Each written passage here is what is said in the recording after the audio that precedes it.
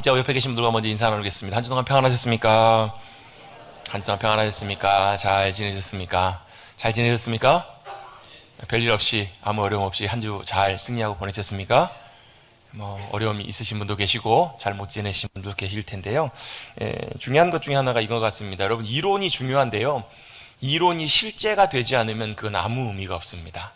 무슨 얘기냐면, 우리가 머리로 알고 있는 것, 우리가 잘 알아도 그것이 실제 우리의 삶에 제대로 작동하고 실제 우리의 삶에서 그게 경험되지 못하면 그건 그냥 머리로만 하는 것이 끝나는 것이잖아요. 이론만 많이 알아요. 그러면 실제 삶에 아무런 연관이 안 되면 그건 우리의 삶에 아무런 도움도 되지 않는 그냥 머리로 하는 지식에 불과합니다. 그런데 이런 내용들이요, 우리의 믿음의 삶에도 똑같이 적용되는 것 같아요. 우리의 믿음의 삶도 이론만, 머리로 하는 지식으로만 이렇게 의지하고 살아가는, 아까 우리 찬양할 때 여러분, 찬양 첫 가사가 뭐였는지 여러분 혹시 기억나세요? 그냥 여러분, 찬양은 여러분 우리 음악으로만 듣지 마세요. 여러분, 찬양은 우리의 고백이거든요. 우리의 고백과 가사의 고백들이 너무너무 중요한데, 첫 가사의 고백이 뭐였냐면, 내가 주님 의지하고 산다고 하면서 실제로, 그러니까 말은 그렇게 해요, 고백은 그렇게 해요. 근데 실제 삶으로는 뭐예요? 내 방법 찾아가고 내 인간적인 노력과 의지와 능력으로 살아가는 그런 자신의 모습을 고백하며 찬양하시죠. 맞죠? 네. 맞대잖아요, 여러분. 믿음으로 살아간다는 것은 여러분 실제입니다. 이론만이 아니고요, 무늬만 그리스도인으로 살지 마시고 여러분, 실제 우리의 믿음의 삶에서 믿음의 놀라운 은혜와 능력을 누리고 사시는 사랑하는 우리 머릿돌 교회 성도님들 되시기를 주님의 이름으로 축원합니다. 우리의 모든 문제는 사실 거기에 있어요. 다른 것에 있는 게 아니고요, 다른 사람 때문에 내가 힘든 게 아니고, 다른 환경과 현실 때문에 내가 힘든 게 아니고요, 주변 사는 것이 어려워서 그런 게 아니고요. 여러분 지난주에 여러분 뉴스를 봤더니 난리가 났더라고요. 금보다 더 비싼 게 있더라고요. 막 소금 구하시느라고 막 난리가 나가지고 매대에 소금이 다 떨어지고 여기저기 막 소금을 구하는데 막 난리예요. 왜요? 금보다 더 소금이 지금 더 중요하게 여겨지는 시대가 된 것 같아요. 왜? 뭐 때문에 그런지 여러분 잘 아시죠? 옆 나라에서 오염수, 방사능 오염수를 방류한다고 해가지고 그것 때문에 이제 우리나라 바다도 자칫 이제 오염되게 되면 해산물이야 정 불안하고 어렵겠다 싶으면 안 먹으면 되지만 소금은 꼭 먹어야 되잖아요. 그래서 10년치 소금을 구하셔가지고 저축해 놓으신다, 비축해 놓으신다. 그래서 다들 여기저기 소금을 구하시려고 동분서주하는 모습. 뉴스에도 보니까 매대에 맛소금 말고는 다 없대요. 여러분, 현실이 굉장히 지금 그런 상황들을 우리가 살아가고 있잖아요. 근데요, 그거보다 우리의 삶에 더 큰 중요한 문제는 바로 우리의 믿음의 삶이 실제가 되는 것이 더 중요한 일이에요. 내가 믿음으로 주님 의지합니다, 주님과 함께 사랑합니다. 우리 아까 찬양했잖아요. 첫 찬양 기억나세요? 내가 매일 기쁘게 순례길 행함은 주의 팔이 나를 안보하며 성령이 계시네, 성령이 계시네. 여러분, 아무리 우리가 성령이 계신다는 걸 알아도 실제로 그 성령님과 함께 동행하는 삶을 살지 못하면 그건 여러분 우리의 진짜 찬양의 고백이 되지 못해요. 여러분들 아까 찬양했던 그 찬양처럼, 또 우리의 믿음의 고백처럼 우리가 믿고 의지하고 알고 살아가는 그것이 저와 여러분의 실제 삶의 능력으로 나타나는 참된 살아있는 진리로 역사하시는 그 귀한 삶을 살아가시는 믿음의 백성들 우리 모두가 되시기를 주님의 이름으로 축원합니다. 그걸 위해서 여러분 우리가 구하고 기도하는 것도 그게 너무너무 중요해요. 왜? 우리가 만나는 일들이나 현실들은 여러분 그냥 우리가 만나는 일들이고 상황들이에요. 외적인 일들이에요. 여러분, 그 문제 해결된다고 여러분 근본적인 문제 해결되지 않아요. 여러분, 방사능 문제 해결된다고 여러분 우리의 삶의 모든 문제가 다 해결될까? 그렇지 않아요. 여러분, 그거 말고도 여러분 우리가 만나는 많은 일들이 있어요. 많은 상황들이 있어요. 여러분, 예측지 못할 상황들과 예측지 못할 많은 일들을 여러분 만나고 살아가는 인생이 저와 여러분의 인생이거든요. 통계를 했더니요, 30, 40대 젊은 남녀에게 물어봤더니, 결혼할 사람들에게 결혼을 하면 자녀를 낳을래요? 물어봤더니 그 100명 중에서 100% 중에서 몇 명이 자녀를 낳는다고 응답했냐면 17%가 자녀를 낳겠다고 대답을 했어요. 10명 중에서 17명만 자녀를 낳고 싶다는 얘기예요. 여러분 우리나라 출산율 여러분 잘 아시잖아요. 0.78%, 1%가 되지 않아요. 결혼해서 둘이 결혼해가지고 한 명도 안 낳는다는 얘기예요. 저희 집 같은 집들이 좀 있어서 그래서 퍼센테이지가 이렇게 나오는 거지, 한 명도 자녀를 안 낳는 집들도 굉장히 많다라는 거예요. 이유가 뭘까? 그냥 자녀 많이 낳으라 한다고 낳을 수 있는 문제가 아니잖아요. 계산을 해봤더니, 통계를 내봤더니 1순위가 뭐냐면, 제일 자녀를 안 낳으려고 하는 이유가 뭐냐면 물론 경제적인 이유예요. 돈이 많이 들어서, 경제적인 부담이 너무나 크기 때문에. 대략적인 추산치로 자녀를 하나가 아니죠, 아이 하나를 낳아가지고 교육시키고 자라게 해가지고 결혼까지 시키는데 대략 드는 비용이 한 사람당, 한 아이당 대략 얼마 정도 들 것 같으세요, 여러분? 한 3억 정도 든다고요, 3억. 저희 집은 12억. 경제적으로 비용이 너무 부담이 된다라는 거예요. 그래서 아이를 못 낳겠다라는 거예요. 그래서 뭐 경제적인 이유도 있겠지만 두 번째 많은 비중을 차지하는 비중은 뭐냐면 내가 아이를 낳고 키우면서 내가 너무나 큰 희생을 치러야 되기 때문에 내 인생을 살고 싶다라는 거예요. 내 행복한 인생을. 세 번째 이유가 있는데요. 세 번째 이유가 좀 뭐랄까 의미심장한, 또 잘 생각해 봐야 될 이유 같아요. 세 번째 이유가 뭐냐면 아이를 낳아도 그 아이가 자라가고 커가는 환경과 현실과 상황이 정말 행복할 것 같지가 않다라는 거예요. 안전할 것 같지가 않고 너무나 어찌 보면 좀 불행하고 뭐 디스토피아라고 하나요? 불행하고 너무나 안타까운, 너무나 불안하고 너무나 걱정이 많아서 아이를 낳아서 도저히 안전하게 키울 수 있을 그런 확신과 보장이 없더라는 거예요. 그게 세 번째 가장 중요한 이유라고 통계치에 그렇게 나와 있어요, 여러분. 여러분 어떤가요? 단순히 여러분 아이를 낳아서 기르는 문제 말고 저와 여러분이 살아가는 현실 상황들은 어떤가? 목사님 저는 이제 주님 부르실 날이 얼마 멀지 않아서는 뭐 그런 거 별 신경 안 쓰고 살아도 돼요 라고 할지 모르지만, 여러분 주님께서 저와 여러분을 부르시는 의미와 목적들, 또 우리뿐만 아니라 우리 다음 세대가 살아가야 될 이 삶과 현실 속에서 과연 어떻게 우리는 준비하고 무엇을 하고 살아가야 될 것인가? 여러분 이전부터, 과거의 이전, 또 지금 살아가는 우리뿐만 아니라 앞으로 살아갈 미래도 여러분 여전히 뭐는 많아요? 우리의 삶에 문제는 굉장히 많아요. 한 목사님이 그런 얘기를 하시더라고요. 본인이 만나본 사람 중에서 그런 사람은 한 사람도 없더라고. 문제없는 사람은 한 사람도 없더라고. 모든 사람들 다 만나봤더니 나름대로의 각자의 문제와 어려움들과 이런 것들이 다, 저도 목사로서 신방을 가보니까요, 저도 뭐 30살부터 전임 사역을 시작해가지고 뭐 한 18년째 지금 뭐 신방 가고 하면서요, 많은 분들 만나서 느끼는 게 그거예요. 막 웃고 계시고 너무너무 좋은 일이 가득한 집이에요. 너무너무 행복해 보여요. 그런데 조금만 얘기하고 나누다 보면 그런 가정에도, 그런 분에게도 조금만 마음을 열고 얘기해 보면 뭐가 있냐면요, 걱정거리가 있고 문제거리가 가득하더라는 거예요. 아니 여러분, 예수님 믿고 하나님을 나의 아버지로 모시고 살아가면 만사형통하고 여러분 일이 잘 돼야 되는 거 아닌가요? 어려움과 문제가 없어야 되는 게 정상 아닌가요, 여러분? 여러분 그러려고 여러분 예수님 믿는 분들도 계시잖아요. 복 받고 형통하고 잘 되고 사업 잘 되고 건강하고 자식 잘 되고. 여러분 이래야 여러분 정상 아닌가요? 뭐 대답 안 하시기로 작정하셨어요. 제가 이 말까지는 안 하려고 그랬는데 기어요 아니어요?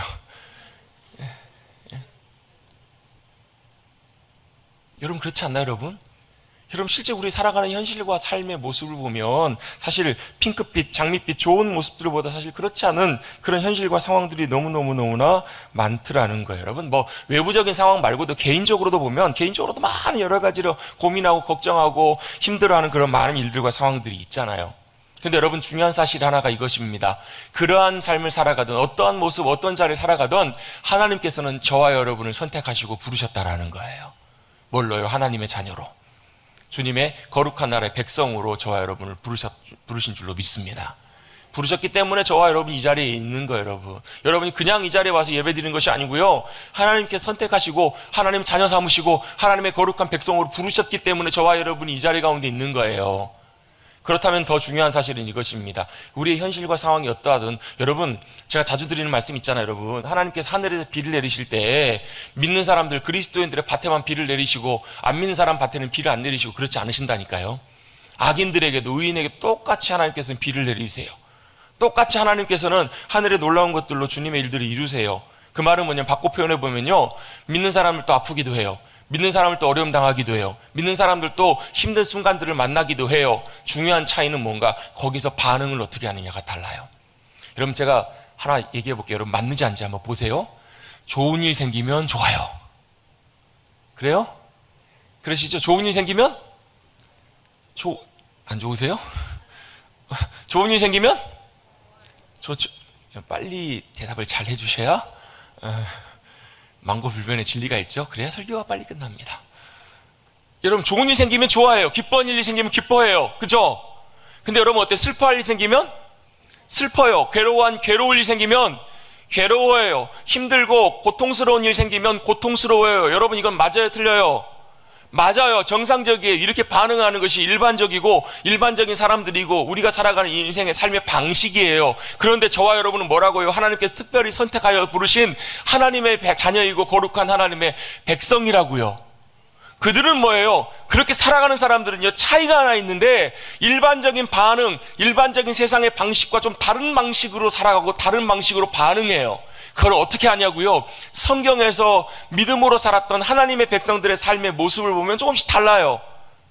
이 땅에 살아갔지만 똑같이 어떨 때는 고난도 당하고 어려운 여러 가지 많은 상황들을 만나기도 하고 때때로 어떨 때는요, 뭐 고통도 있고 말할 수 없는 현실들. 여러분 보세요. 성경에 있는 인물 중에서 보면요, 여러분 평탄하게 우리 생각할 때 그냥 무난하게 살았던 인물들 사실 찾아보려면 별로 많지가 않아요. 아브라함도 여러분 자기 본토 친척 아비 집을 떠나서 믿음으로 결단하며 순종해야만 했어요. 순간순간마다 여러분 하나님의 은혜 아니었으면 정말로 많은 위기와 어려움 가운데 그는 그의 인생에 많은 어려움들 중간에 좌초했을지도 몰라요. 노아의 시대는 여러분 좌우를 둘러봐고 어디를 봐도 뭐뿐이에요. 모든 것이 악이 가득한 시대를 살았어요. 죄송하지만 지금보다 어찌면 노아의 시대에 더 사실 악이 관영했을지 몰라요. 옛날 성경에 보면 관영하다라는 표현이 나와요. 관영이 무슨 말이냐면 가득 차 있는 거예요. 여러분 목욕탕에 가보시면 사우나 있죠. 그 탕 있잖아요. 탕에 물이 가득 차 있잖아요. 그런 탕에 사람이 뚝 들어가면 어떻게 돼요? 흘러 넘치잖아요. 뭐 이렇게 등치 큰 사람, 이런 사람이 들어가면 물이 막 옆으로 쫙 넘쳐요. 이게 뭐예요? 이게 관영하다라는 말이에요. 죄악이 가득 차다 못해가지고 넘쳐나는 상황이에요. 언제 가요? 노아의 시대 모든 사람들이 죄악 가운데 악이 가득한 시대에 누가 살았냐면 노아가 살았어요. 그런데 성경에 보면 재밌는 표현이 나와요. 노아는 여호와께 은혜를 입었더라. 노아가 만약에 하나님의 은혜와 도우심이 없었다면 아마 그 시대에 이런 믿음으로 승리하면서 귀한 구원의 자리까지 나가지 못했을 수도 있어요. 아브람, 여러분 야곱의 인생 어때요, 여러분? 인생 평생 여러분 태어난 순간부터 그런 치열한 삶을 살아봤어요. 살아오는 순간순간마다 얼마나 순간순간마다 많은 어려움과 고비고비들이 많이 있었는지 여러분 아마 뭐 책으로 쓰려면 아마 어마어마할 거예요. 아마 여기 계신 분들 중에서도 아마 그런 얘기들 하시려고 하면 맨날 며칠 아마 몇박 며칠 하셔야 되는 분들도 계실지도 모르겠어요. 그게 여러분 인생이고요. 그게 바로 믿음의 사람의 삶의 모습도 또 비슷해요. 요셉은 여러분 얼마나 여러분 그만합시다. 더 해봐요. 뭐 별로 의미도 없으니까. 요셉, 다니엘, 여러분, 다윗, 모세, 여러분, 한 사람 한 사람의 인생들을 놓고 볼 때 여러분, 정말로 쉽지 않은 인생을 살았다고 여러분. 여러분, 믿는 그리스도인의 삶 가운데서도 어려움과 고난과 예상치 못하는 그런 많은 일들이 우리 가운데 있습니다. 그러나 차이가 뭐였냐면, 그런 일들을 만날 때에도 기뻐할 일 있으면 감사하고 좋아하지만, 그렇지 못할 반대로 힘들고 슬픈 어려운 일들을 만날 때에도 그들은 반응이 좀 달랐다라는 거예요. 어떻게 반응이 달랐을까? 오늘 여러분 말씀을 통해서 그 믿음의 선진들, 믿음의 모습들 한번 발견하고 우리도 여러분 우리가 살아간 똑같은 삶의 현실 속에서도 그렇게 믿음으로 반응해서 여러분 다른 삶을 살아가시는 여러분들 되시기를 간절히 주님의 이름으로 축원합니다. 아멘. 여러분 오늘 성경의 본문의 주인공 다윗도 여러분 마찬가지예요. 성경의 다윗의 인물의 인생을 놓고 봐도요, 여러분 진짜 쉽지 않은 인생을 살았어요. 여러분 다윗 하면 여러분 뭐가 생각나세요? 다윗 하면 제일 먼저 생각나는 것이 여호와는 나의 목자시니 내가 부족함이 없으리로다. 그 말 딱 들으면 여러분 뭐가 생각나세요? 여러분 푸른 풀밭, 쉴만한 물가 쫙 생각나시죠? 여러분 좀 감수성을 좀 가지십시다. 좀 풍성한 감수성을 가지고 성경 읽는 것도 도움이 많이 돼요. 쫙 목가적이잖아요, 이런 분위기가. 푸른 풀밭이 쫙 펼쳐져 있고 거기에 양들이 평화롭게 뚝 뜯고 있고 막 물을 마시고 쉬고, 여러분 그런 모습 여러분 한번 상상해 보시자고요. 여러분 다윗의 인생을 그렇게 이해하기가 참 쉬워요. 근데 여러분 실제 다윗의 삶은 어쩌면 그가 고백하고 묘사했던 시편의 고백들과는 정반대의 인생을 살았어요. 어렸을 때부터 태어나자마자 다윗은 몇째 아들로 태어났냐면 8째 아들로 태어납니다. 형이 7이에요. 아마 여기 계신 분들 중에서도 형제가 많은 가정에 태어나 보신 분들은 아시겠지만, 여러분 좀 상황이 만약에 첫째부터 7째까지가 누나고 8째 아들 다윗이었으면 아마 달랐을 거예요. 근데 어때요? 형 몇 명인가요? 7명하고 8번째가 다윗이에요. 어떻게 살았을까요? 어렸을 때부터 아들 취급도 받지 못하고 살았어요. 대우도 못 받고 보통 우리 일반적으로 막내하면 그래도 관심과 사랑이 많이 받는 경우가 많잖아요. 근데 성경을 보면 다윗은 별로 그런 표현들이 나오지 않아요. 오히려 어렸을 때부터 어때요? 밖으로 내몰려가지고 밖에서 양을 치는 목동으로 살아요. 또 어때요? 사무엘이 와가지고 아들들 다 모으라고 했는데 누구만 쏙 빼나요? 다윗만 쏙 빠져요. 왜 빠졌을까요? 일부러 빠뜨렸든지 아니면 존재감이 없어서 아들이 있는지 없는지도 관심도 없었든지. 여러분 그걸 놓고 볼 때요, 다윗의 어린 시절의 모습이 어떠했는지를 어느 정도 좀 짐작해 볼 수 있어요. 아마 집에 있지만 아들로 살아가지만 어찌 보면 아들 대접받기보다도 요즘 표현으로 보면 투명인간처럼 대접도 받지 못하고 대우도 받지 못하고 인정도 받지 못하는, 그래서 여러분 어렸을 때부터 어찌 보면 그의 인생은 참 우리 인간적으로 보면 서운하고 섭섭하고 자괴감이 드는, 어쩌면 그런 취급을 받고 살았던 다윗의 어린 시절이었을지 모르겠다라는 거예요. 늘 밖에 나가서 홀로 고독하게 외로이 양을 치고 목동으로 살아가는 모습. 근데 여러분 그거 참 놀라운 게 보면요, 하나님께서 우리에게 허락해 주신 상황과 현실이 좋을 때는 감사할 일이지만 오히려 내 예측과 달리 참 힘들고 어려운 시간들을 보내면 나중에 지내놓고 보면 그게 오히려 참 유익하고 복된 그런 것들로 우리에게 돌아오는 것들이 훨씬 더 많은 경우들이 많아요. 무슨 얘기냐면, 다윗이 여러분 어렸을 때 그런 시간들을 보낸 것이 나중에 다윗의 삶과 믿음의 삶의 뿌리, 또 다윗의 삶의 영성의 모든 부분에 있어서 굉장히 중요한 역할을 했던 시간이 바로 언제냐면 어린 시절 홀로 양을 치며 그곳에서 뭐 하는 거예요? 하나님을 경험하고 하나님과 함께 믿음으로 살아가는 귀한 삶을 보냈기 때문에 그 삶의 든든한 뿌리가, 영적인 뿌리가 잡혔던 것을 보게 돼요. 여러분 우린 잘 몰라요. 어떤 일들이 우리 가운데 있는지, 좋은 일, 원하는 일 아니고 반대로 오히려 원치 않는 일, 쉽지 않는 일들이 우리 가운데 찾아온 것이 여러분 우리에게 뭐 유익이 될 수도 있고 오히려 복이 되는 경우도 훨씬 많다라는 거예요. 그런데 다윗의 삶은 여기서 끝나지가 않잖아요. 사무엘이 와가지고 왕으로 기름을 붓습니다. 왕으로 선택을 받습니다. 그런데 여러분 왕이 되면 얼마나 좋을 일이에요. 그렇잖아요. 나라의 지도자가 되고 요즘으로 말하면 대통령이 됐으니까 얼마나 좋을 일이에요. 그런데 그가 하나님의 부르심을 받고 기름 부음 받은 다음에 그를 기다리고 찾아왔는 건 뭐냐면 더욱더 험난하고 쉽지 않는 삶의 여정들이 그의 삶을 기다려요. 여러분 골리앗을 쓰러뜨릴 때까지만 해도 좋았죠. 근데 여러분 그 이후에 일들이 어떻게 되는지 여러분 잘 아시잖아요. 그때부터는 어떤 삶을 사냐면 도망자 신세로 쫓기는 삶을 살아요. 사울 왕이 다윗을 죽이겠노라고. 결국은 사랑하는 아내와 헤어져서 신혼부터 쪼개져 가지고 여기저기 돌아다니며 정처 없이 살아가는, 그 정도면 괜찮죠. 언제 죽음의 칼날이 자신에게 찾아올지 모르는 그런 절박하고 위급한 상황들을 다윗이 살아가게 돼요. 여러분 혹시 누군가에게 쫓겨보신 분 있으세요? 혹시 여러분 누가 내가 죽인다고 하면서 여러분 막 그렇게 달려고 막 쫓아오는 경험해 보신 적 있으신지 모르겠어요. 이거 좀 너무 좀 극단적이니까. 혹시 여러분 뭐 돈을 갚아야 되는데 못 갚아가지고 채주가 막 돈 갚으라고 막 쫓아오고 막 띵동띵동 소리만 나도 막 가슴이 철렁 내려앉고, 뭐 아마 그런 경험들은 아마 해보셨을지도 모르겠어요. 누군가가 나를 쫓아오고 누군가가 쫓기는 상황이 있다면 여러분 절대로 여러분 그 인생과 삶과 마음이 평온할 수가 없잖아요. 그런 삶을 살았던 사람이 누구냐면 다윗이에요. 여러분 이게 몇 년도 아니고 1년 2년도 아니고요, 십수년을 다윗이 그렇게 삶을 살아요. 나중에 결국은 사울 왕이 죽고 왕이 됐습니다. 왕이 됐음에도 불구하고 여전히 그의 삶에는 많은 원치 않는 일들과 그런 일들이 갑작스럽게 생기기도 해요. 많은 뭐 아무 문제가 없어야 되는 일이 엎어지기도 하고요, 갑작스럽게 생각하지도 않는 큰 일들이 생기기도 합니다. 큰 바람이 울고 광풍이 부는 것처럼, 태풍이 부는 것처럼. 자, 여기까지만 말씀드리면 와 참 다 막 부정적이고 막 너무너무 안 좋다라고 그렇게 생각하고 느낌이 드실지도 모르겠어요. 근데 그게 우리의 살아가는 현실이고 실상이니까요. 여러분 그런 상황 속에서, 그런 모든 상황 속에서 다윗은 어떻게 반응하고 어떻게 행동했을까? 여러분 우리가 그것을 살펴볼 필요가 있습니다. 얼마 전에 어떤 분께서 저에게 며칠 전에 저한테 뭐 다른 일 때문에 연락을 하셨다가 문자에서 이렇게 얘기를 하시더라고요. 목사님 뭐 잘 지내시죠? 뭐 이런 이렇게 일들이 있어요라고 저에게 얘기를 해주면서 이런 앞에다가 인사를 붙이셨더라고요. 목사님 여러 가지 요즘 많은 일들이 생겨서 많이 힘드시죠? 이렇게 저한테 이렇게 카톡을 문자로 보내셨어요. 그래서 제가 뭐라 그래야 됐을까요? 아우 그래요, 많은 일들이 생겨갖고 요즘 참 힘들어요 라고 대답했을까요? 아니요 라고 대답을 했어요.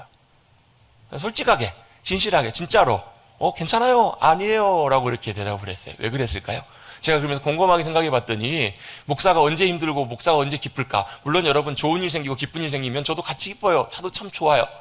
우리 성도님들 가운데서 뭐 제 개인적인 일뿐만 아니라 우리 성도님들 삶 가운데서도 어렵고 힘든 일들이 생기거나 참 마음 아픈 일들, 고통스러운 일이 생기면 저도 같이 마음이 아프고 참 힘들어요. 근데 그거보다 그거보다 제가 더 기쁜 순간이 언제이고 제가 더 마음이 힘들고 무너진 순간이 언제인가 봤더니 그런 일들을 만날 때, 그런 상황들이 갑작스럽게 생겼을 때 성도들이 어떻게 반응하는가에 따라서 제 마음이 달라지더라고요.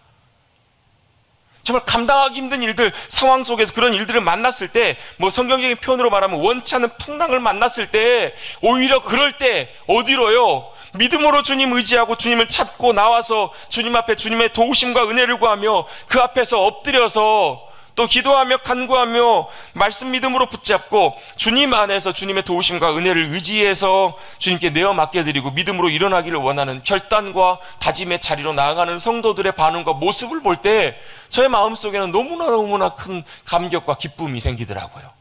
반대로 오히려 그런 일들을 만났을 때 오히려 영적으로 완전히 무너져버리고, 오히려 그런 상황 속에서 주님이 인도하시는 믿음의 길 결단하고 멈춰서서 주님이 나오라고 부르시는 그 자리 가운데 나가야 되는데 그걸 보지 못하고 주저앉아버리고 힘들어서 완전히 거기에 무너져버리는 모습들을 바라볼 때 저도 똑같이 목사의 마음으로 볼 때 너무나 안타깝고 마음 아픈 순간들, 마음 아픈 그런 일들을 너무나 많이 겪게 되더라는 거예요. 여러분, 이것입니다. 어떤 일들을 만날 때 우리가 어떻게 반응하는가, 어떻게 믿음으로 반응하느냐에 따라서 그 모든 상황들과 모든 일들이 달라지기 때문에 그렇습니다. 여러분, 우리는 주님의 부르심을 받은 주님의 백성들입니다. 하나님의 자녀들입니다. 그러하게 여러분, 일반적인 세상의 방식과 방법대로 길대로 반응하지 마시고 여러분, 믿음으로 바라보시고 반응하실 수 있는 사랑하는 귀한 믿음의 백성들 되시기를 주님의 이름으로 축원합니다. 그런 일들이 안 생기면 좋겠지만 그런 일들을 만날 때에도, 원치 않는 그런 일들을 만날 때에도 여러분, 다윗의 삶에 숱한 고난과 역경을 하나님께서 허락하시고 내어주신 이유도 바로 뭐냐면, 정말 하나님의 의도와 목적은 바로 뭐냐면 단순히 그 문제 해결해달라고 구하기보다도 더욱더 중요한 그 상황 속에서 믿음의 눈을 들어서 주님을 바라보고 의지하고 주님을 신뢰함으로 주님 앞에 내어 맡겨드리는 그 삶을 훈련해 가시고 세워 가시는 주님의 손길 가운데 붙들린 바 되기를 원하는 다윗의 마음과 중심을 주님은 보기를 원하셨던 거예요. 저희 말씀을 준비하다가 성경의 말씀들이 생각나는 말씀들이 있었어요. 바로 뭐냐면 여러분, 야고보서 1장, 베드로전서 4장, 히브리서 12장, 로마서 5장, 또 뭐 민수기, 신명기 이런 말씀들에 공통적으로 나오는 말씀들이 있어요. 그게 무슨 말씀이냐면 하나님께서는 사랑하시는 자들에게 연단과 시험을 주신다라는 거예요. 여러분, 우리가 벌써 재작년 됐네요. 야고보서 말씀을 쭉 한번 살펴보면서 한 4개월, 5개월 좀 살펴보면서요. 야고보서 딱 시작하자마자 야고보서의 맨 처음 나오는 1장의 첫 내용이 있습니다. 바로 뭐냐면, 사랑하는 형제들이여, 너희가 여러 가지 시험을 만나거든 온전히 기쁘게 여기래요. 여러 가지 시험과 어려움과 연단의 상황들, 고통의 상황들을 만날 때 뭐 하라고요? 기쁘게 여기래요. 제가 보니까요, 이 말씀만 이렇게 오케이가 되고 소화가 돼도 그 일들은 더 이상 그 자신에게 큰 어려움이나 문제나 그를 넘어뜨리게 하는 문제가 되지 못하는 것 같아요. 뭐라고요? 여러 가지? 같이 한번 해보겠습니다. 해보시겠습니다.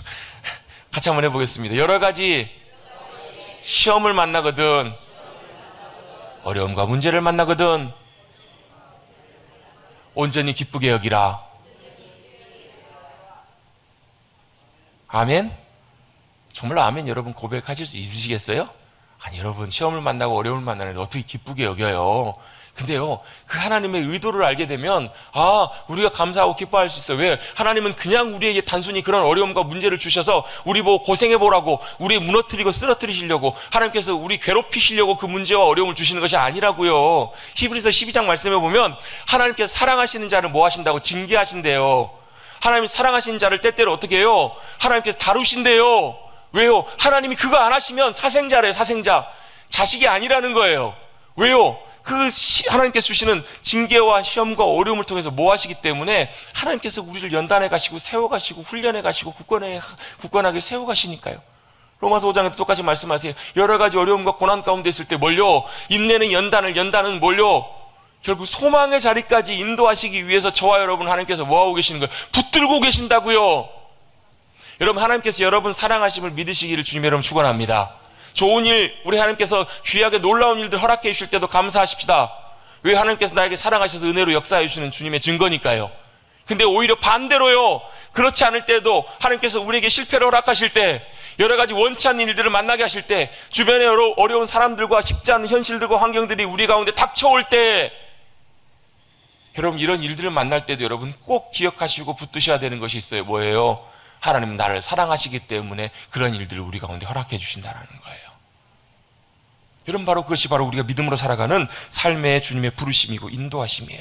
여러분 이런 얘기 아마 들어보신 적 있으실 거예요. 잔잔한 파도 가운데 잔잔한 물살에서는 명사공이 만들어지지 않는다. 무슨 얘기예요? 험난한 파도를 겪어보고 세찬 파도를 만나고 험난한 물줄기를 통과해 가면서 탁월한 사공이 만들어진다는 얘기잖아요. 여러분 하나님께서도 저와 여러분을 뭐 하기를 원하시냐면 믿음의 귀한 복된 사람으로 세워가기를 원하신다라는 거예요. 더 든든하게 모든 상황 속에서 모든 현실 속에서 넉넉하게 감당하고 세상을 이기는 믿음의 귀한 그릇으로 변화시켜 가시고 세워가기를 원하시는 것이 바로 하나님의 마음이시라는 거예요. 그래서 여러분 다윗의 삶에 보면 순간순간마다 늘 그런 어려움들이 있어요. 여러분 우리가 작년인가 요한복음 말씀 나누면서 마르다와 마리아 나사로의 이야기 나눴잖아요. 마르다와 마리아가 급하게 예수님께 전가를 보내요. 왜요? 예수님께 사랑하시는 우리 오라비 나사로가 죽어가요. 예수님 빨리 오셔야 되겠어요. 근데 예수님이 가세요 안 가세요? 우리의 뜻대로라면 우리의 원하고 계획이라면 뭐예요? 예수님이 오셔가지고 나사로 고쳐주셔야 되잖아요. 그럼 얼마나 감사하고 기뻐하겠어요. 아멘? 여러분의 일이 아니니까 여러분 감동이 안 되시는 거예요. 실제로 여러분의 가정에 여러분의 상황에 그런 일들이 생겼을 때 여러분 얼마나 간절해요. 여러분 다른 일 다 제쳐두고 여러분 간절하게 거기에 매달려야 될 일이잖아요. 주님이 와서 고쳐주시도록. 왜요? 그 가정은 특별한 가정이었어요. 주님의 마음에 너무너무 사랑하시는 가정이었어요. 근데 예수님이 안 가세요. 그들의 마음과 기대로는 예수님이 가셔서 나사로를 빨리 고쳐주셔야 되는데 나사로가 죽기 전에 고쳐주셔야 되는데 예수님이 안 가시더라는 거예요. 언제까지요? 나사로가 죽을 때까지 기다리세요. 무덤에 들어간 지 이미 시간이 한참 지날 때까지 예수님께서는 거기 안 가세요. 왜요? 사랑하셔서. 병을 고치시는 것보다 더 큰 주님의 위대한 일들과 능력을 나타내 보이시기 위해서 주님은 안 가셨던 거예요. 여러분 내 뜻대로 일이 안 된다고 내 기도에 주님이 응답하시지 않는 것처럼 생각되고 여겨진다고 여러분 낙심치 마십시오. 여러분 주님은 사랑하시는 자에게 주님이 예비하신 더 놀라운 일들과 계획들로 저와 여러분을 부르고 인도하여 주시는 하나님이신 줄로 믿습니다. 다윗의 삶도 마찬가지예요. 다윗의 삶도 늘 항상 예측지 못할 어려움과 큰 일들이 있었어요. 특별히 여러분 오늘 우리가 읽었던 시편 3편의 본문의 내용들은요, 여러분 다윗이 만난 큰 역경과 어려움 가운데 여러분 감당하기 쉽지 않는 상황 속에서 그가 했던 고백이고 기록된 시편이에요. 자, 오늘 시편 3편에 제목이 있습니다. 시편 3편에 제목이 있는데 뭐라고 남아있는지 한번 성경 갖고 계신 분들 한번 제목 한번 읽어보겠습니다. 한번 읽어볼까요? 시작. 아들을 왜 피해요, 여러분? 피할 만한 상황이니까 피해요. 왜요? 아들이 아버지 죽인다고, 아버지 쫓아내고 자기가 왕 되겠다고 반역해가지고 지금 칼 들고 쫓아오는 상황 속에서 도망가면서 다윗이 지은 시라는 얘기예요. 여러분 다윗의 삶은 여러분 어렸을 때부터 사실 쉽지 않는 여러 가지 많은 일들을 만났어요. 그런데 노년까지 그가 이미 벌써 이제 많은 인생의 시간들을 지나고 이제는 좀 평온한 삶을 살아야지 하는 생각하는 그의 인생의 노년에까지 큰 어려움과 괴로움의 상황들을 만나요. 무슨 일이에요? 사실 이 모든 시작이 원인은 사실 다윗으로부터 시작해요. 다윗이 밧세바를 범하고 큰 하나님 앞에 범죄한 그것 때문에 하나님께서 다윗의 삶을 용서하셨지만 그 일에 대한 파장으로 그 죄에 대한 대가로 하나님께서 그 가정에게 하나님께서 내리신 징계가 있어요. 그 일들이 사실 그대로 다 이루어지거든요. 어떤 일이 벌어져요? 아들이 이복 여동생을 범해요. 또 그 친오빠가 어때요? 그것 때문에 그걸 준비하고 칼을 갈다가 자기 이복 형을 죽여요. 그리고 도망가요.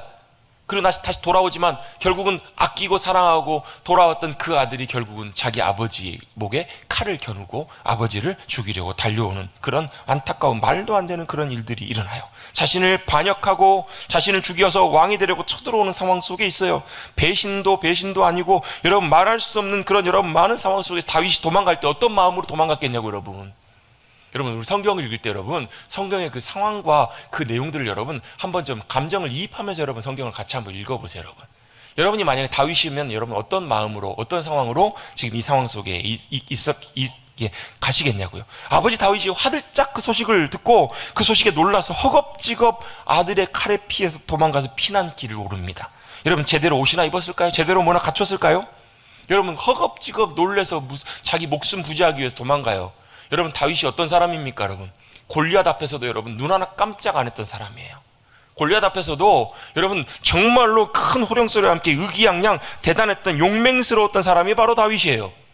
또 여러분 사무엘하 말씀해 보면요, 다윗이 왕이 된 이후에도요, 하나님께서 다윗과 함께 해주셔서 가는 곳마다 이기게 해주셨던 사람이 누구냐면 다윗이에요. 싸우는 상대마다 어떤 상대와 만나든지 간에 그를 이기게 하시고 승리를 주셨던, 놀라운 승리를 맛보게 해주셨던 인물이 누구냐면 다윗이에요. 그 용맹스러웠던 다윗이 지금 어떻게 해요? 허겁지겁 목숨 부지하기 위해서 도망가고 있다는 거예요. 꽁무니를 빼고 수치스럽고 부끄러운 모습으로 도망가고 있어요.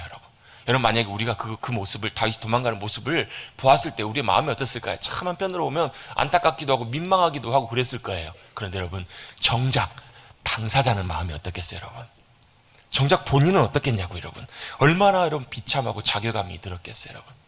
여러분 우리 인생 살아가면서 많은 일들, 많은 상황들을 겪게 되는데요, 여러분 우리가 겪는 많은 아픔과 고통 중에서 뭐 이별의 아픔도 굉장히 큰 고통이고요, 또 어떤 거요? 어떤 것들이 있을까요? 사람들로부터 받는 많은 이런 일들, 많은 여러분 뭐 배신, 뒤통수 이런 것들도 있을 거고요, 많은 것들도 있을 거예요. 또 여러분 우리가 겪는 고통 중에 하나가 뭐냐면요, 자괴감. 자기 스스로가 자기 자신의 모습과 현실을 보면서 느끼는 그런 절망감과 모멸감, 그것도 사실 감당하기 너무너무 쉽지 않는 그런 감정일 거예요. 다윗은 이런 모든 복합적인 어려운 감정과 모습 속에서 지금 도망가고 있습니다. 그때 다윗이 했던 고백이 바로 1절과 2절입니다. 우리 1절과 2절 말씀 한번 같이 한번 읽어볼게요. 시작. 여호와여, 나의 대적이 어찌 그리 많은지요, 일어나 나를 치는 자가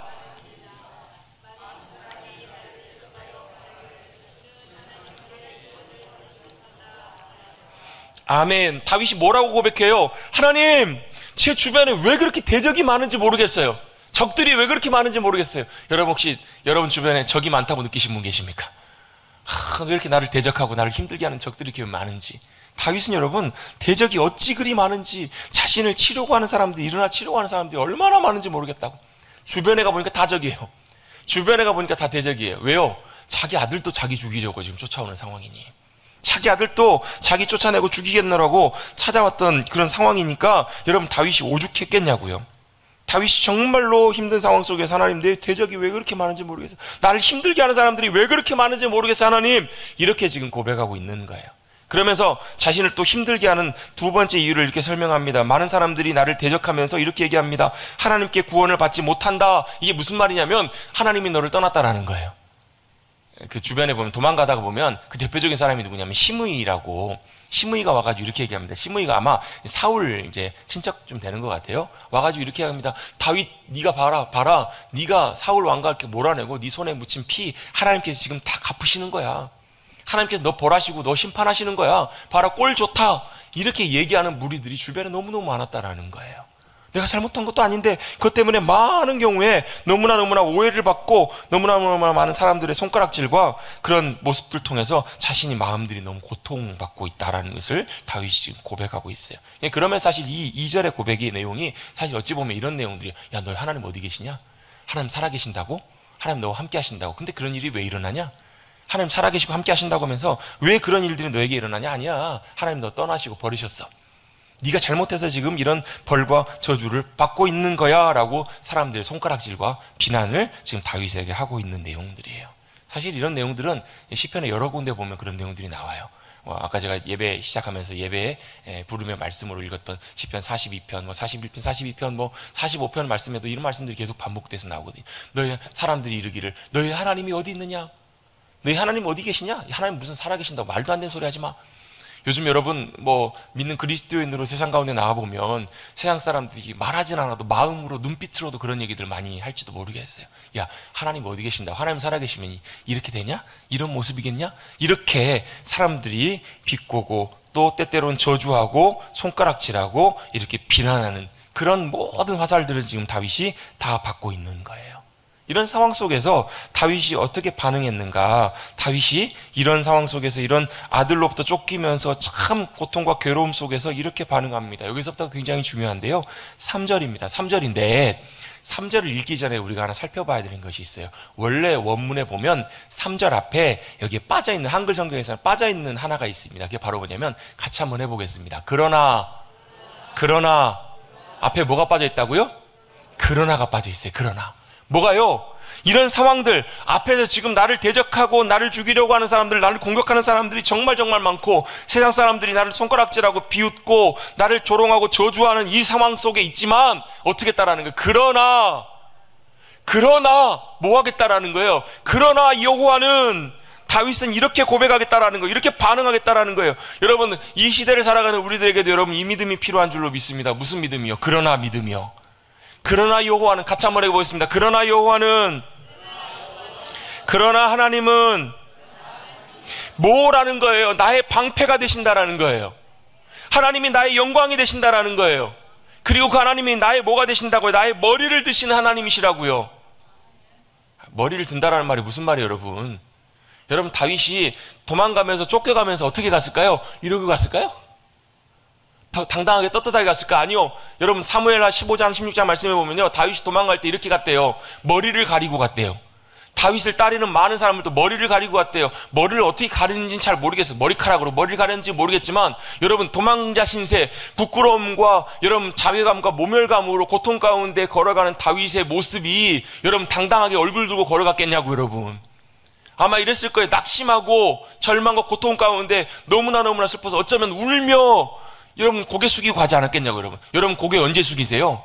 물론 여러분 긍정적일 때, 좋을 때, 누군가를 존경할 때 여러분 우리의 고개를 속여서 경의를 표합니다. 그런 거 말고 여러분, 우리의 인생에서 고개를 언제 숙여지세요? 여러분, 고개가 언제 떨어지세요? 여러분, 대부분의 경우에 보면요, 고개를 숙인 순간에는 낙심할 때, 또 언제요? 슬픔과 고통 가운데 있을 때, 눈물을 흘릴 때, 또 언제요? 한숨 쉴 때, 또 언제요? 너무나 괴롭고 답답할 때. 여러분, 대부분의 경우에 보면 고개를 이럴 때 숙이잖아요. 아니, 그러세요? 안 그러세요? 여러분, 그럴 때 고개를 숙여요. 그런데 누가요? 여호와가 뭐 하신다고요? 우리의 고개를 들게 하시는 분이시라고요.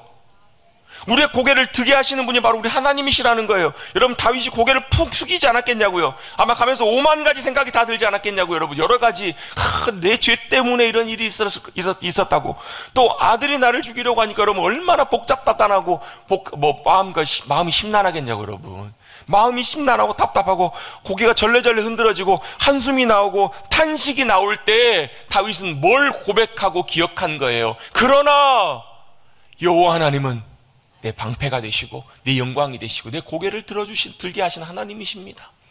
여러분, 하나님은 저와 여러분을 고개를 들게 해주시는 하나님이신 줄로 믿습니다.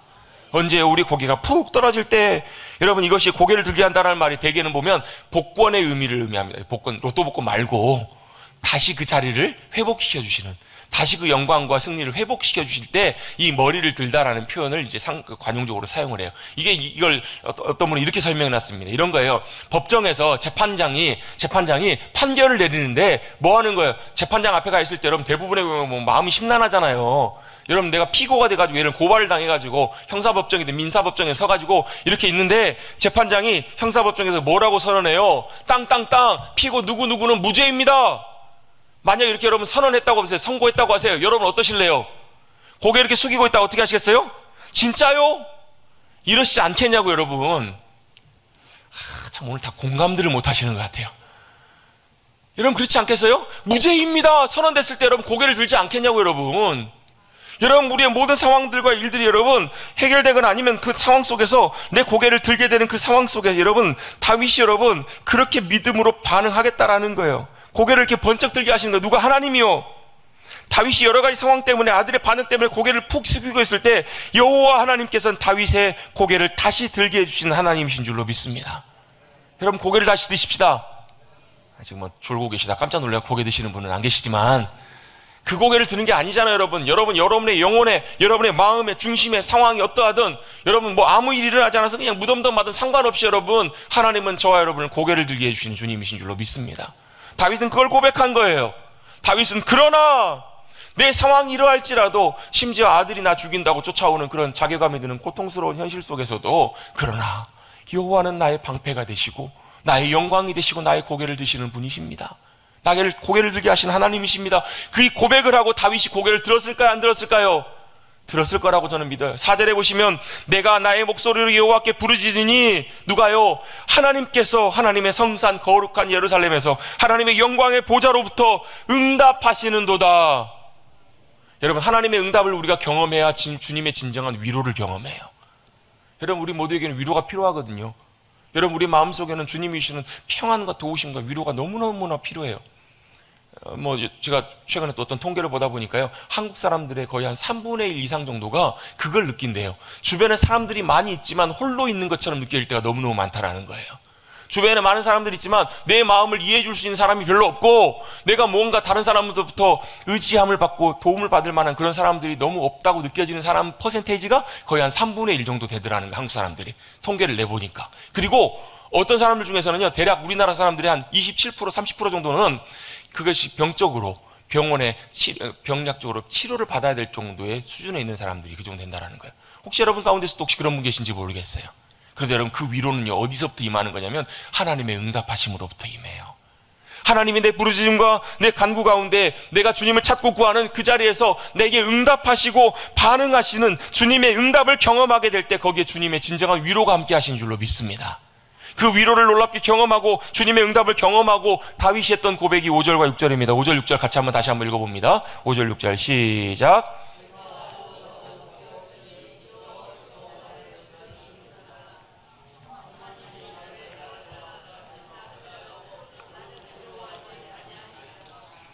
아멘. 말도 안 되는 고백을 해요. 말도 안 되는 일들을 지금 다윗이 고백하고 있어요. 뭘요?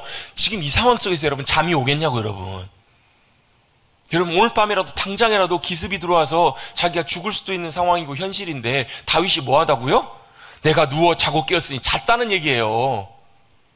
편안하게 잤다는 얘기예요. 왜요? 뭘 다시 다윗이 깨달은 거예요? 여호와께서 나를 붙드심이로다. 아멘. 이 상황 속에서도 하나님이 자신을 붙들고 계심을 다시 확인한 거예요. 하나님의 능력의 팔이 나를 붙들고 계시기에 편안하게 자고 일어났다라는 거예요, 여러분. 여러분, 주님이 붙들어 주심으로 인하여 편안하게 주무시고 편안하게 일어나실 수 있게 되기를 주님의 이름으로 축원합니다. 불면증 앓고 계신 분들 뿐만 아니라 여러 가지 고민 때문에, 여러 가지 염려와 여러 가지 어려운 상황들 때문에 여러분 똑같이 이런 상황 속에 있을 때라도 여러분 이걸 깨닫고 발견하셨으면 좋겠어요. 경험하셨으면 좋겠어요. 여호와께서 나를 붙드심이로다. 그래서 뭐예요? 일어나고 깰 뿐만 아니라 천만인이 나를 둘러싸 에워싸 진칠지라도 나는 두려워하지 아니합니다 라고 다윗이 고백하고 있는 것처럼, 저와 여러분도 믿음으로 나를 붙들어 주신 하나님, 내 고개를 들게 해주시는, 머리를 들게 해주시는 하나님을 경험하고 만날 때 똑같이 이렇게 반응할 수 있을 줄로 믿습니다. 우리를 두렵게 하는 것은요, 천만인이 우리를 둘러싸서 두려운 게 아니에요, 여러분. 여러분, 우리의 두려움은요, 문제가 나를 두려워하는 것이 아니에요, 여러분. 뭐가 나를 진짜 두렵게 하느냐면, 우리의 본질적인 영혼의 두려움은요, 내가 나의 도움과 방패와 나의 승리가 되시는 하나님으로부터 멀어져 있을 때 우리의 영혼의 본질적인 두려움이 있어요. 반대로 여러분, 이 두려움의 문제가 해결되면요, 이게 아니고 하나님이 나를 붙들고 계시고 하나님이 내 방패가 되신다라는 것을 믿고 고백하고 경험할 수 있으면, 여러분, 천만이 나를 둘러싸 진친다고 할지라도 내 영혼에는 두려움이 사라지게 된다는 거예요. 이것이 다윗이 경험했던 고백이고 저와 여러분이 믿음으로 고백해야 될 믿음의 귀한 고백인 줄로 믿습니다. 이런 은혜가 임하시기를 간절히 주님의 이름으로 축복합니다. 여러분, 이걸 놀랍게 경험했던 인물 있잖아요. 엘리사가 도단성에 있을 때 아람 왕이 엘리사를 잡으라고 군대를 보내요. 아침에 눈 떴더니 종 게하시가 봤더니 성을 둘러싸고 있는, 겹겹이 둘러싸고 있는 아람 군대를 보고 기겁을 해요. 깜짝 놀래요. 선생님, 큰일 났어요. 대적이 우리를 잡으러 왔어요. 어떻게 해요? 엘리사는 눈 하나 깜짝하지도 않아요. 그러면서 뭐라고요? 하나님, 저 종의 눈을 열어 보게 해주십시오. 뭐가 보여요?